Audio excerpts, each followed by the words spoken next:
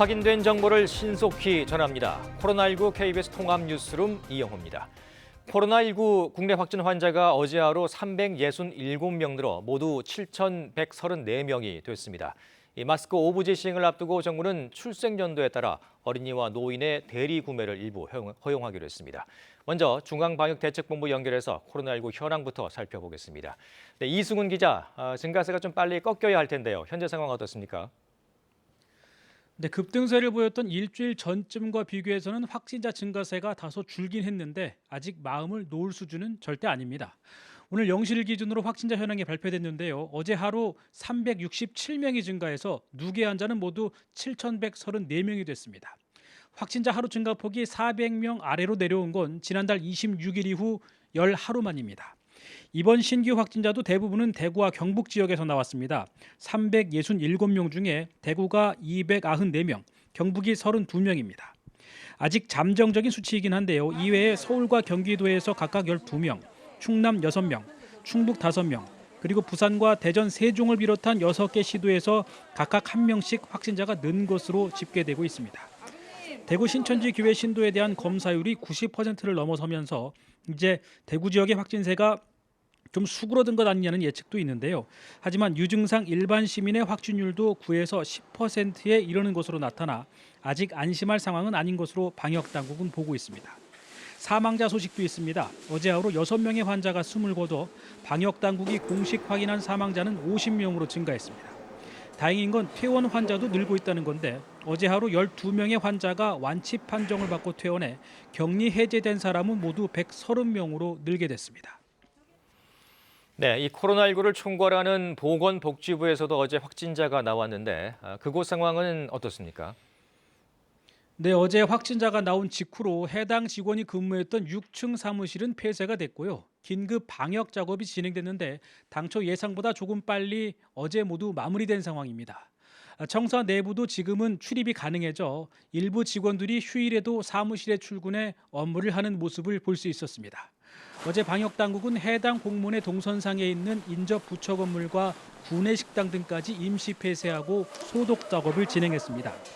지금 가장 우려가 되는 건 코로나19의 주무부처인 보건복지부의 업무 차질일 텐데요.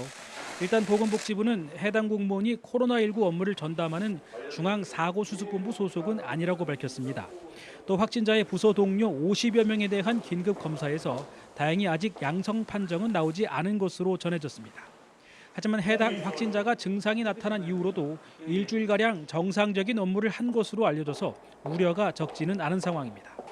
게다가 세종청사는 각 부처 건물이 통로로 연결된 개방형 구조이고 또 구내식당이나 편의시설 등을 함께 이용하고 있기 때문에 타 부처도 감염 확산에 바짝 긴장하고 있는 상황입니다.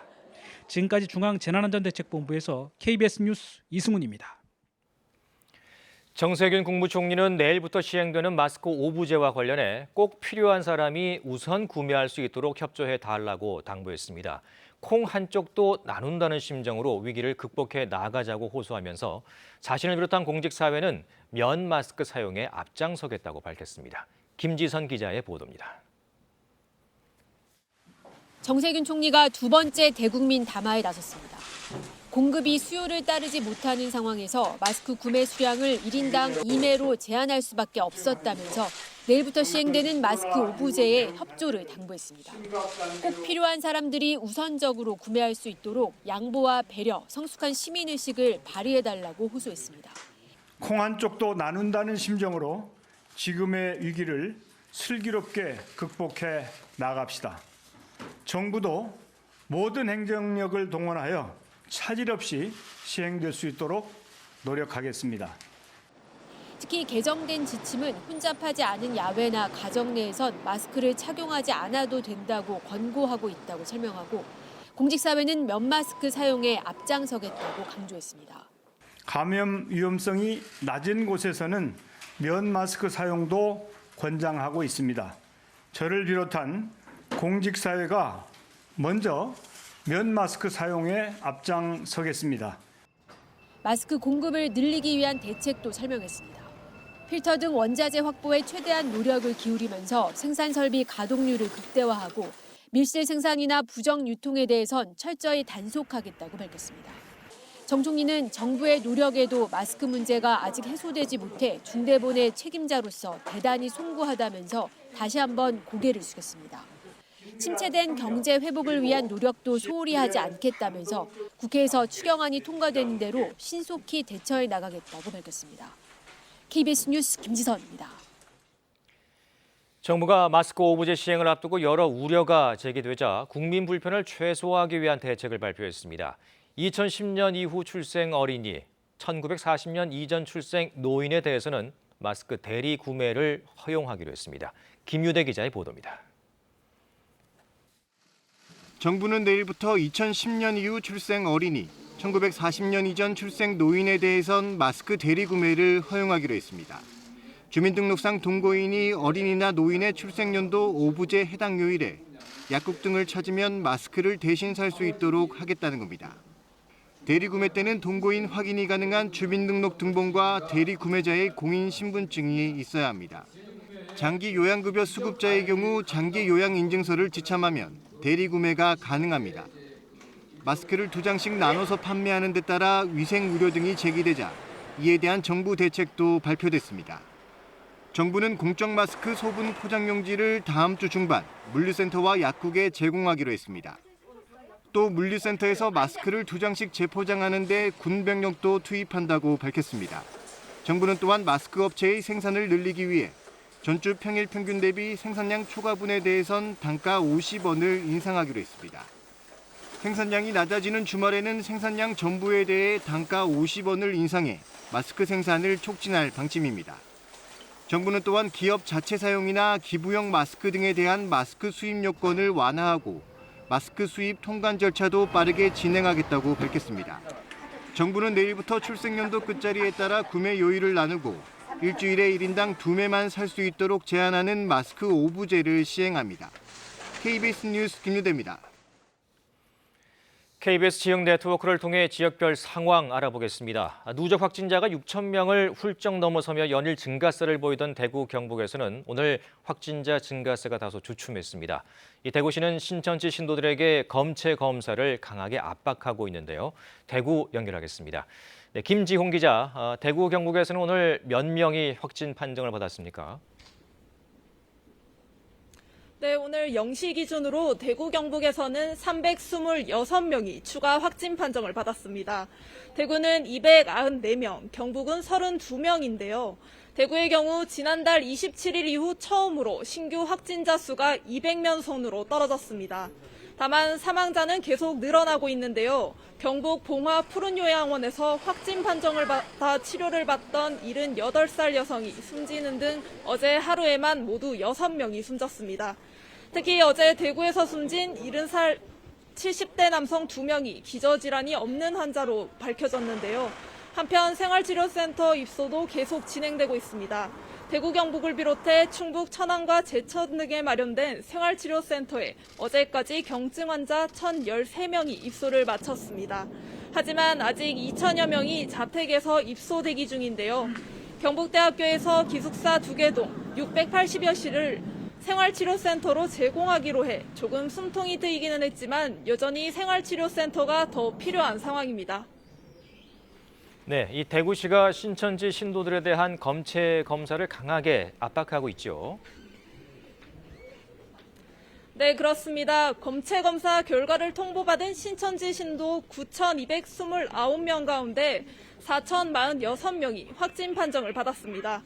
확진율은 43.8%를 보였고요. 다만 어제 하루 검사 결과가 나온 852명 가운데 142명이 확진돼 확진율이 16.7%로 나타나는 등 신천지 신도들 가운데 신규 확진자가 줄어들고 있는 것을 알 수 있습니다. 앞서 대구시는 전원이 음성 판정을 받을 때까지 신천지 신도들에 대한 자가격리를 계속 유지하겠다고 했는데요. 아직 검체 검사를 받지 않은 신도들에 대해 검사를 강하게 압박하고 있습니다. 내일까지 검사를 받지 않으면 전원 고발 조치하겠다고 밝혔습니다. 아직 연락이 되지 않은 23명에 대해서도 경찰에 소재 파악을 의뢰했습니다. 한편 대구 한마음 아파트 입주자 가운데 확진 판정을 받은 신천지 신도 46명에 대해서는 오늘까지 전원을 생활치료센터에 입소시키기로 했습니다. 지금까지 대구시청에서 KBS 뉴스 김지용입니다. 충남과 세종 지역은 줌바 댄스 수업 참여자를 중심으로 코로나19 확진자가 나오고 있습니다. 보건복지부 직원 1명도 이 수업을 듣고 확진 판정을 받았는데 취재 기자 연결해서 자세한 상황 알아보겠습니다. 네, 박병준 기자, 오늘도 이 세종에서 확진자가 또 추가로 발생했다죠. 네, 그렇습니다. 세종은 지난달 22일 한 명의 코로나 확진자가 발생한 이후 2주 가까이 잠잠했었는데 최근에는 사흘 연속으로 확진자가 나오고 있습니다. 어제와 그제 각각 한 명씩의 확진자가 나온 데 이어서 오늘도 2명의 여성 확진자가 추가됐습니다. 이로써 세종 지역의 총 확진자는 5명까지 늘었습니다. 지난 사흘 사이 세종에서 발생한 확진자 4명 중 1명이 줌바 댄스 강사, 나머지 3명은 수강생으로 확인됐습니다. 특히 수강생 3명 중 1명이 정부 세종청사 보건복지부 직원이어서 추가 감염 우려가 컸었는데 해당 직원과 접촉한 것으로 판단된 부서 전체 직원 51명에 대한 검사 결과 모두 음성으로 판정됐다고 오늘 오전 세종시가 밝혔습니다. 충남에선 오늘 2명의 확진자가 추가 발생했습니다. 충남에서는 천안과 아산을 중심으로 확진자들이 나오고 있는데 대부분 줌바 댄스 교습소와 연관성을 보이고 있습니다. 지금까지 충남에서 발생한 확진자 99명 가운데 92명, 즉 93%가 천안과 아산 지역 강사와 수강생 그리고 그 가족과 지인들입니다. 방역당국은 지난달 15일 천안에서 열린 전국 줌바 워크숍을 대규모 확산의 진원지로 보고 있습니다. 당시 워크숍에는 대구 지역 강사 3명을 포함해 전국에서 29명이 참석했는데 이 워크숍에 참가했던 세종과 충남 지역 강사들이 코로나19에 감염된 뒤 수강생을 통해서 지역사회로 전파되고 있는 것으로 추정됩니다. 실제 워크숍 열흘 뒤부터는 천안과 아산에서 20여일 뒤부터는 세종에서 줌바 강사와 수강생 확진자가 이어지고 있습니다. 대전에선 사흘째 추가 감염 소식이 없는 상황입니다. 현재까지 대전과 세종, 충남 지역 확진자 수는 대전이 18명, 충남이 99명, 세종이 5명 등 모두 122명이며 이 중 3명이 완치돼 격리 해제됐습니다.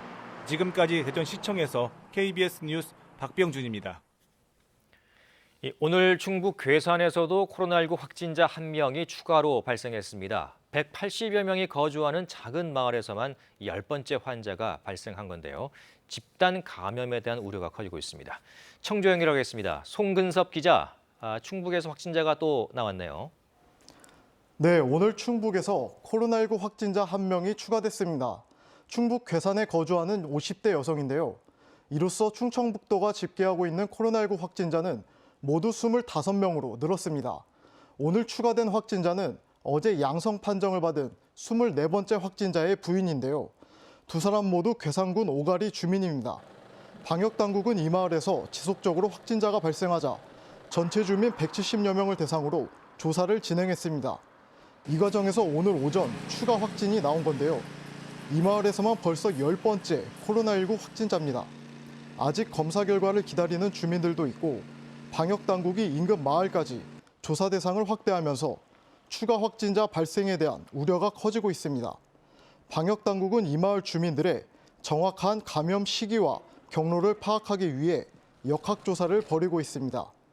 한편 충북의 2번째 확진자였던 청주의 30대 택시기사는 완치 판정을 받고 어제 퇴원했습니다. 충북에서 완치 판정을 받은 사례는 이번이 2번째인데요.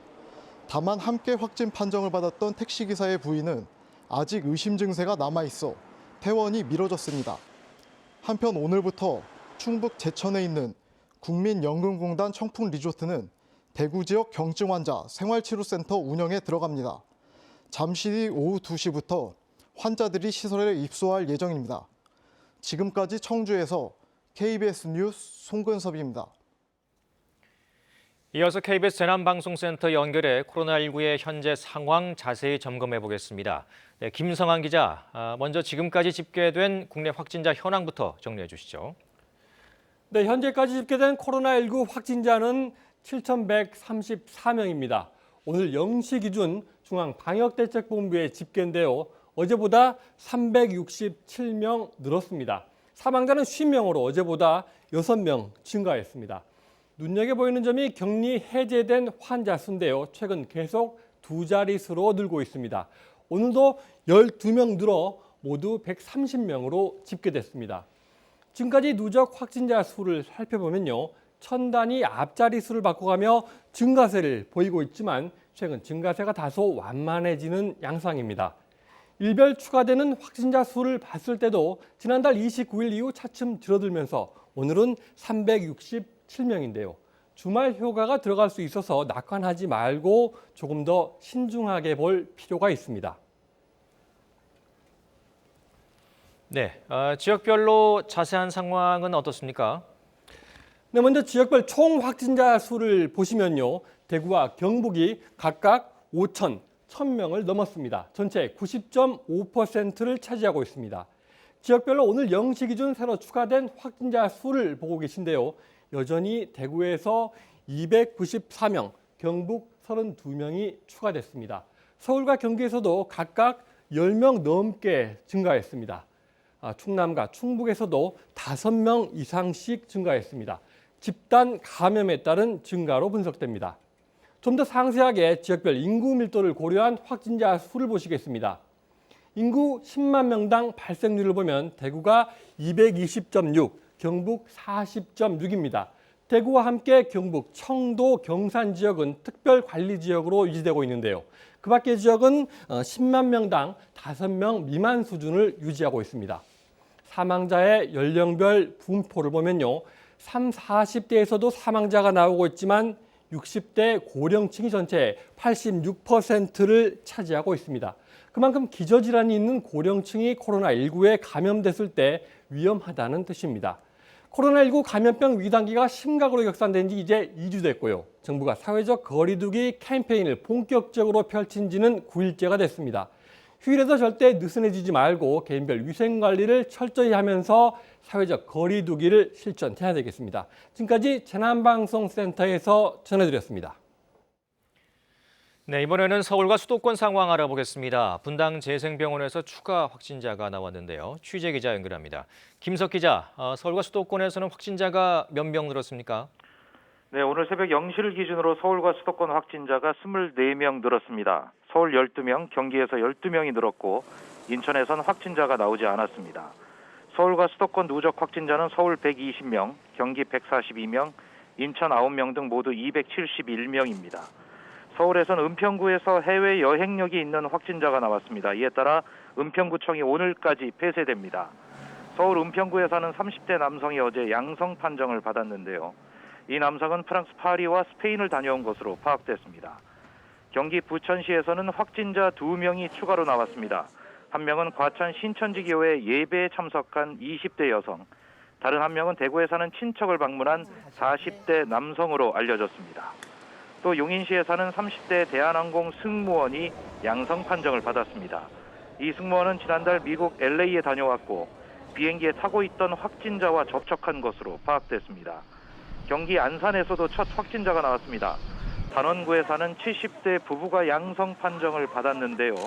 이들 부부는 확진 판정을 받은 군포시 페인트 도매업체 직원의 시부모인 것으로 확인됐습니다. 이에 따라 군포시의 페인트 도매업체 관련 확진자는 모두 10명으로 늘었습니다.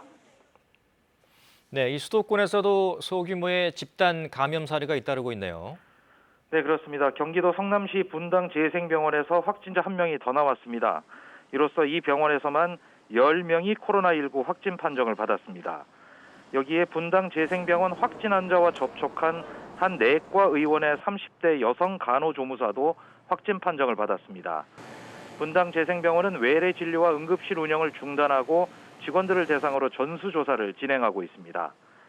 광명시에서는 함께하는 교회 부목사가 확진 판정을 받은 것으로 확인되면서 이 교인들에 대한 전수조사가 이루어지고 있습니다. 집단 감염 우려 때문에 오늘 종교 행사가 대부분 취소된 가운데 서울 구로구에 있는 연세중앙교회가 집회 형식의 예배를 강행하기로 해서 일부 주민들이 자제를 권고하는 현수막을 내걸기도 했습니다.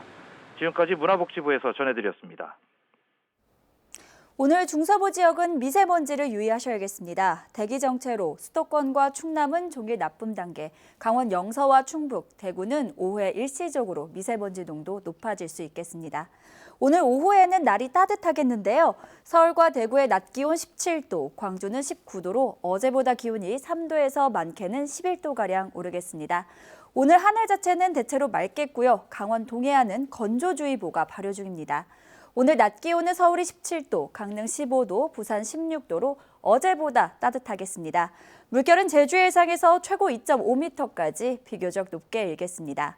내일 오후에 제주에서 비가 내리기 시작해 밤사이 전국으로 확대되겠고요. 화요일까지 이어지겠습니다. 기상정보였습니다.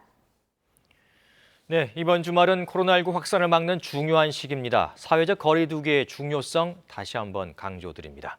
코로나19 KBS 통합 뉴스룸은 24시간 여러분과 함께합니다.